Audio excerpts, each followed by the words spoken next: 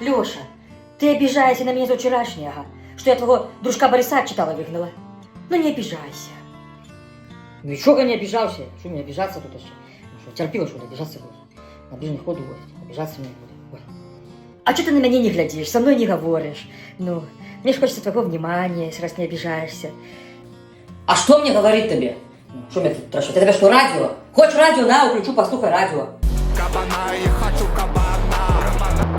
Ах, как хочется. Я подарю тебе. Леша, оставь предыдущую, моя любимая.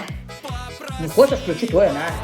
На, вот, слухай. Тебе цветочки и посажу батьковскую ниву. Я завязу